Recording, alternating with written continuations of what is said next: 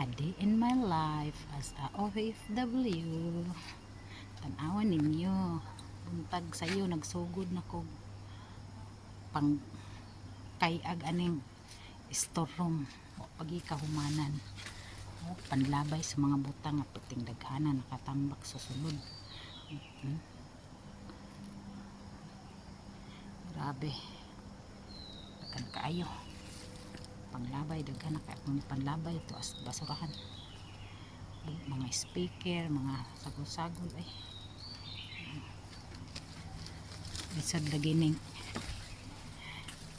natay hangiyon sa amo nga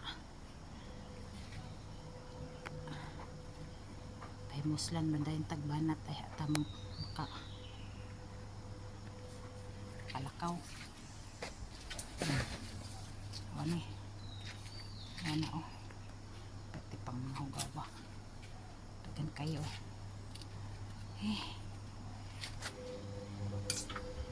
one by one yun na ako uting kayon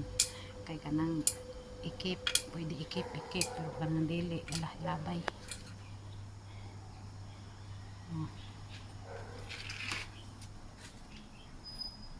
wala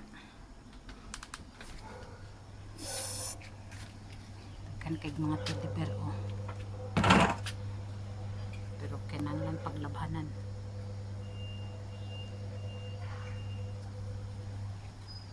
pananghulaton o ihatag ba niya o ilabay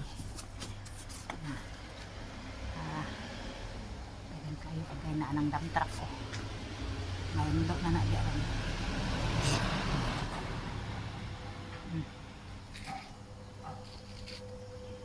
massage chair ay tsada para baka ini ay kaso lang tsada unta ni massage chair ipatong nga sa bangko nya na day bugdo dire isaksak ko rin habay gyapon ni sayang dalhin ta nako pero basig dako kay kuan sa kuryente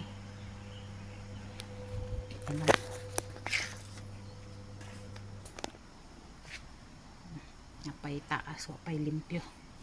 kan paghapon wala ko manghinlo sa taas kay dire ko ga-focus para mahuman ni pag human ani napay duha ka storeroom gyapon sa taas og sa living room ako putong uting kayon ng panglabay ang uban di daw magkeep og daghan gamit kay matod pa ni amo na babae kung mawala daw sila di daw siya gusto nga